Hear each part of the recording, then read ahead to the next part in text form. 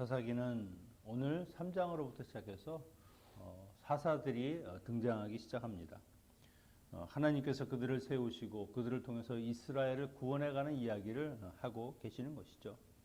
오늘 앞에 1절에서 6절까지는 그 배경이 된 그 이유를 설명하고 계시는 것입니다.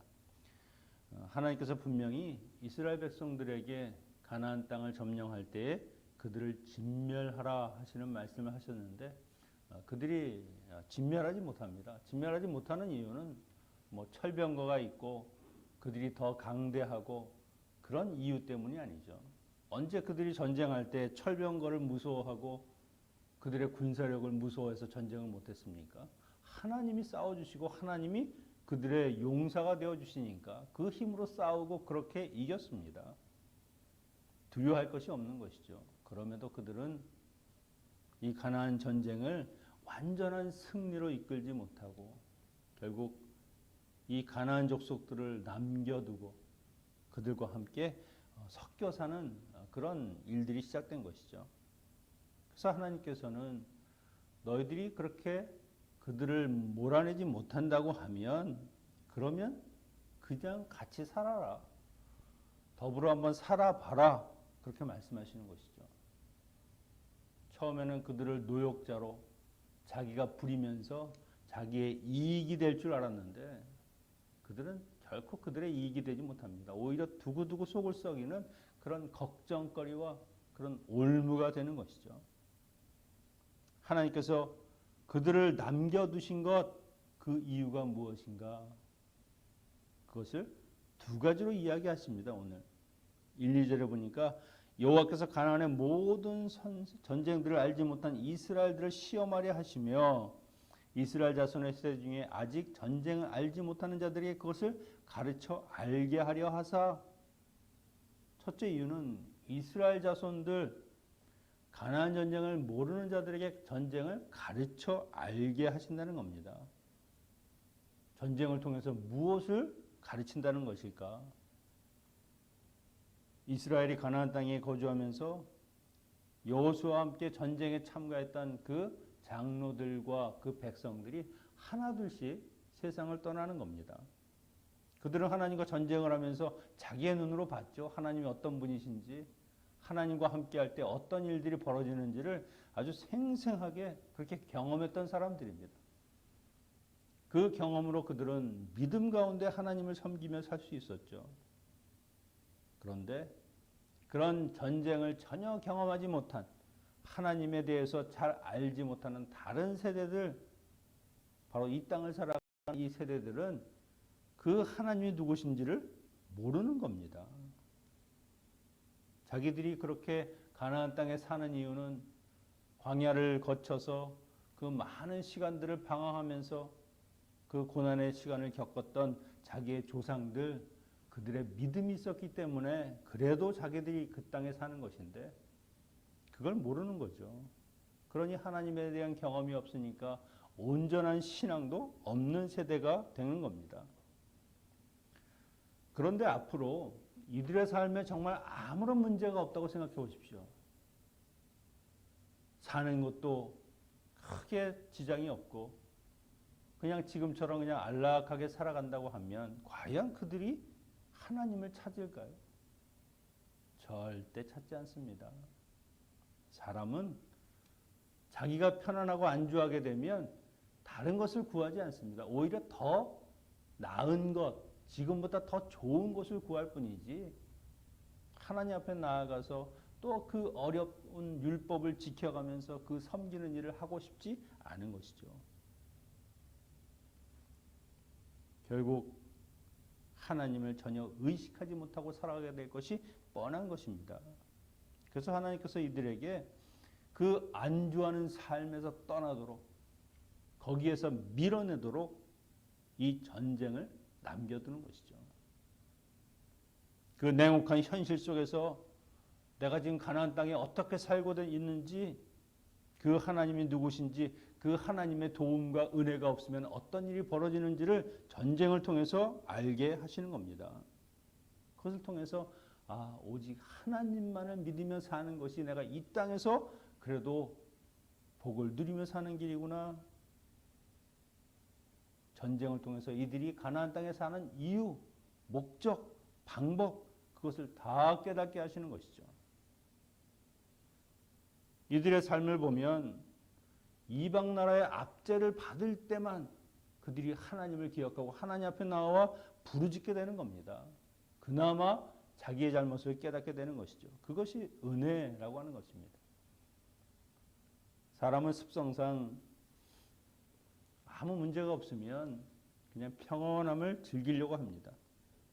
굳이 안락한 소파가 있는데 그냥 차가운 땅에 내려가 앉고 싶지 않은 것이죠. 이렇게 좋은데 뭐하러 내가 모험을 하고 어려운 일을 하면서 그렇게 힘들게 살 필요가 있는가. 그런 면에서 보면 이들에게 전쟁을 허락하시는 것처럼 삶에 약간의 그런 고난과 아픔이라고 하는 것, 그것이 신앙적인 측면에서는 그렇게 나쁜 일만은 아니라는 겁니다. 때로는 그 일을 통해서 하나님 앞에 나아가 부르짖기도 하고 하나님께 매달리기도 하고 다시 한번 그래도 신앙 안에서 무언가를 찾아보려고 노력하게 되는 것이 그런 삶의 어려움들, 그런 고난들을 통해서 그래도 우리가 하나님 앞에 나아가는 것 아닙니까? 많은 분들이 간증을 하십니다. 내가 건강할 때는 몰랐던 그 하나님을 아파 보니까 그때서야 하나님의 은혜가 무엇인지 내가 어떻게 살아왔는지를 깨닫게 되더라. 평상시에는 만날 수 없었던, 만나고 싶지도 않고 만날 이유가 없었던 그 하나님을 특별한 자리에 서게 되니까 거기서 하나님이 누구신지를 깨닫게 될 수 있다고 고백하는 것을 들었습니다. 하나님이 이들에게 전쟁을 허락하신 이유가 바로 이것입니다. 하나님이 누구신지를 알게 하시는 것. 둘째로 이방 족속을 남기신 이유는요, 그들이 하나님께서 모세를 통해서 주신 율법들, 명령들, 그 말씀에 순종하는가 아닌가 그 여부를 확인하고 시험하기 위해서입니다. 4절에 보니까 남겨두신 이 이방 민족들로 이스라엘을 시험하사 여호와께서 모세를 통하여 그들의 조상에게 이르신 명령들을 순종하는지 알고자 하셨더라. 어찌 보면 가나안 땅은요, 이스라엘 백성들에게는 시험장이죠. 말씀대로 사는가 아닌가를 평가받는 곳입니다. 그 시험을 통과하면 하나님께서 복을 주시지만 통과하지 못하면 고난의 길을 걷게 되는 것이죠. 그래서 하나님께서 50여 년 전에 출애굽하고 나서 그들에게 명령하신 명령이 바로 이 말씀이었습니다. 출애굽기 34장에 보면 너는 삼가 그 땅의 주민과 언약을 세우지 말지니 이는 그들이 모든 신을 음란하게 섬기며 그들의 신들에게 제물을 드리고 너를 청하면 내가 그 제물을 먹을까 함이며 또 내가 그들의 딸을 내 아들들의 아내로 삼음으로 그들의 딸들이 그들의 신을 음란하게 섬기며 내 아들들에게 그들의 신들을 음란하게 섬기게 할까 함이니라. 가나안에 들어오지도 않았습니다. 그런데 하나님께서 미리 이 이야기를 하시는 겁니다. 가나안 땅에 분명히 너희가 들어가게 될 것이다. 내가 그렇게 만들어 줄 것이다. 근데 가나안 땅에 들어가면 문제가 뭐냐? 그 이방 족속들, 내가 심판해야 될 그 이방 나라 사람들과 관계를 맺는 것, 언약을 맺고 그들과 혼인을 하고 그들이 섬기는 신을 섬기는 이 일만큼은 절대 하지 말라는 것이죠. 어떤 상황에서도 그들과 구별된 삶을 살아라. 그런데 그들은 그 말씀대로 살지 못합니다. 6절에 보니까 그들의 딸들을 맞아 아내로 삼으며 자기의 딸들을 그들의 아들들에게 주고 또 그들의 신들을 섬겼더라. 하나님께서 우려하신 그 모든 일들이 일어나는 겁니다. 하나님을 알지 못하는 그 다른 세대들, 하나님의 말씀을 귀담아 듣지도 않고 자신들이 좋아하는 대로 몸과 마음이 따라가는 대로 그 즐기는 것을 추구하는 겁니다.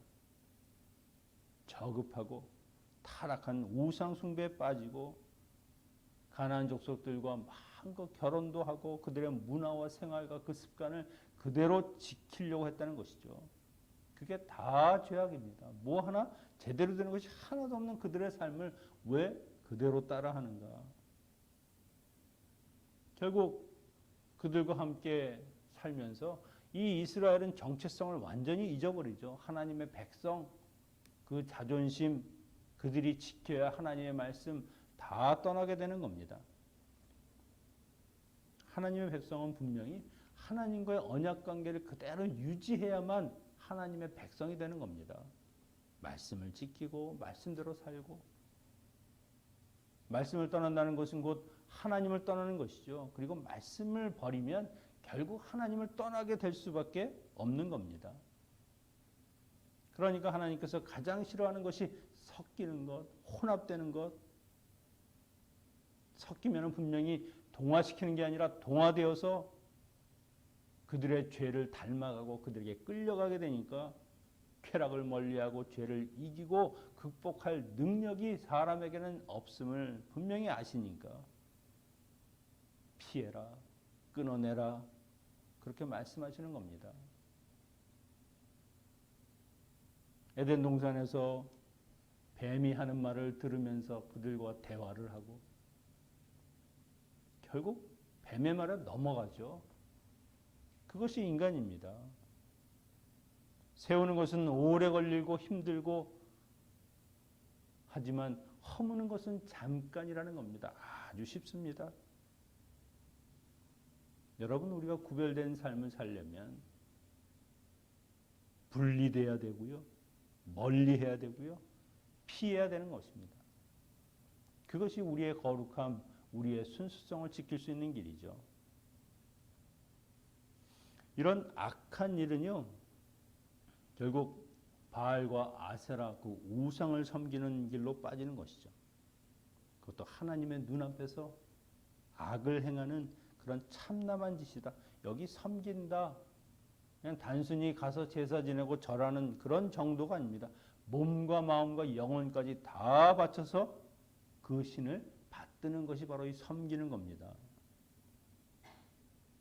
하나님을 완전히 버리고 이방신을 따랐다는 것이죠. 그러니까 어떡합니까?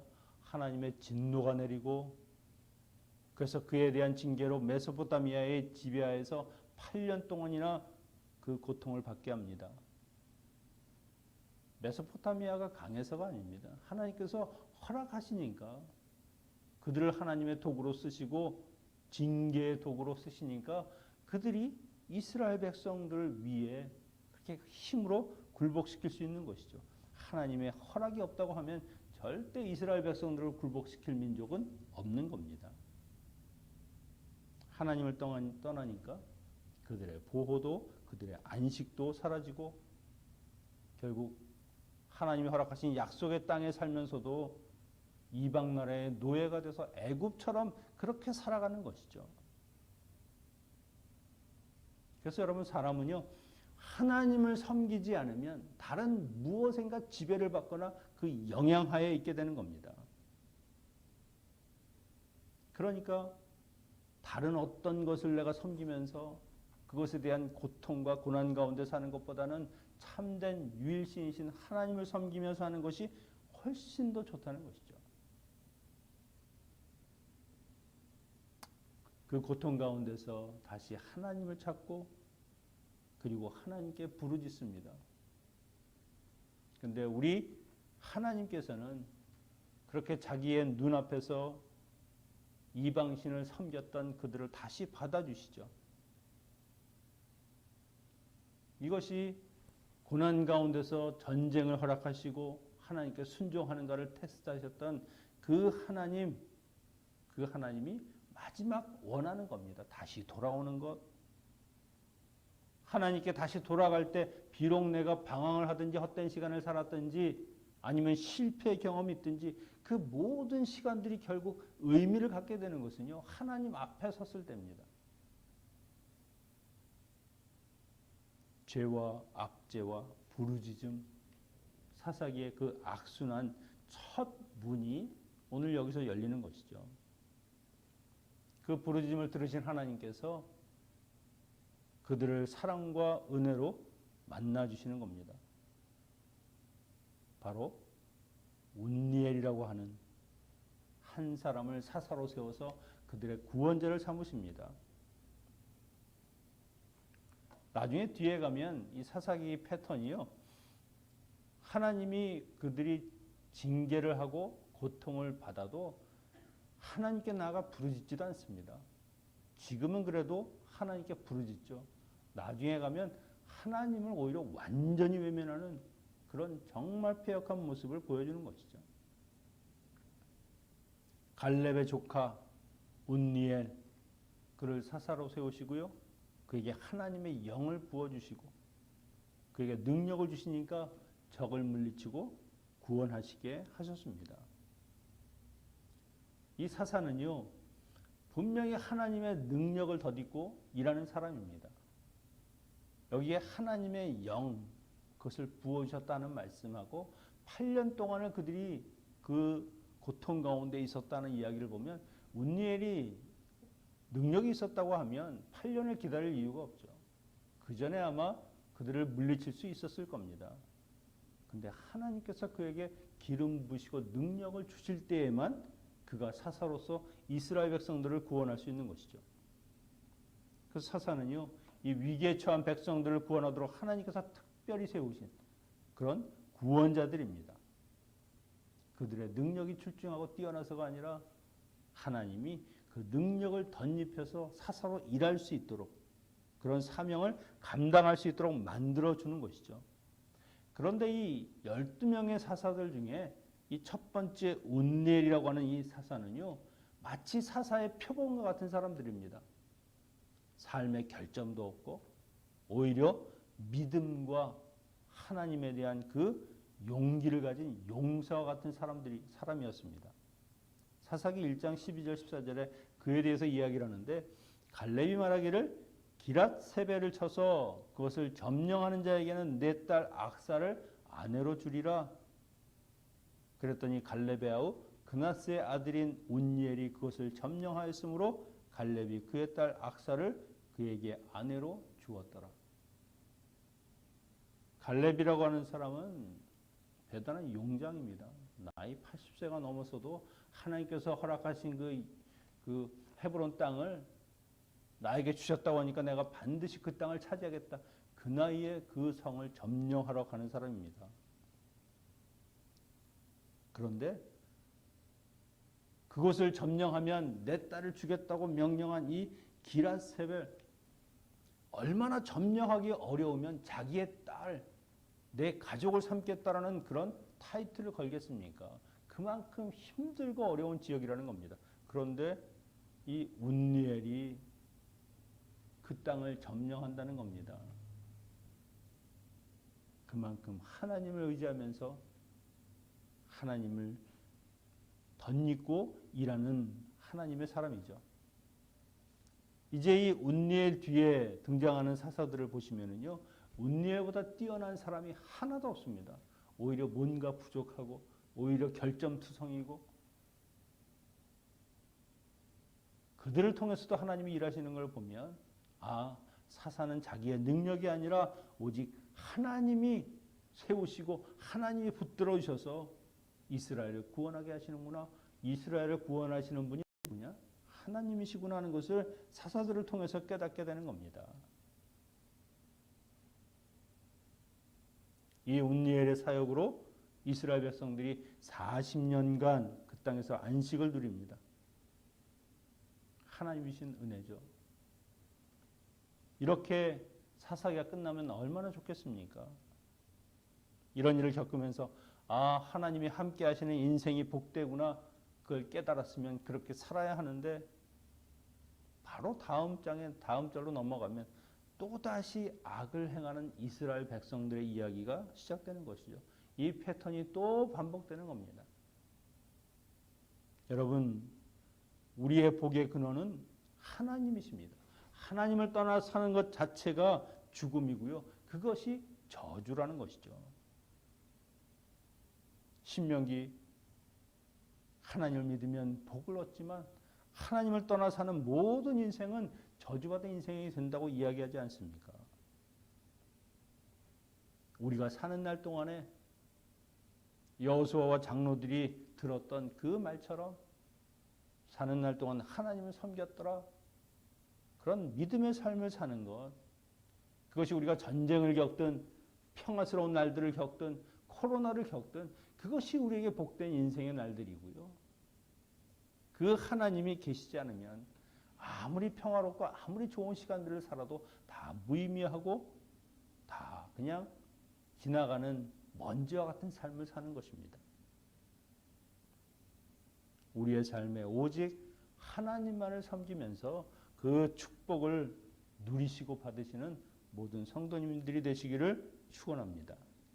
기도하겠습니다. 아버지 하나님, 인간의 반복되는 죄악을 하나님의 사랑으로 덮으시고 부르짖을 때에 그들을 용납하시고 받아주시고 하나님이 구원자인 사사를 세워서 그들을 인도하여 주신 것처럼 우리의 인생에도 때로는 고난과 아픔이 있지만 그 일을 통해서 하나님 만나기를 원합니다. 오직 하나님만을 의지하며 하나님을 신뢰하며 살아가는 하나님의 성도들이 될 때에 주여 주님께서 사랑을 베풀어 주시고 하나님의 그 은혜의 날개 안에 거하게 하시며 하나님이 얼마나 우리에게 복된 분인가 하는 것을 다시금 깨닫게 하여 주시옵소서. 오직 하나님의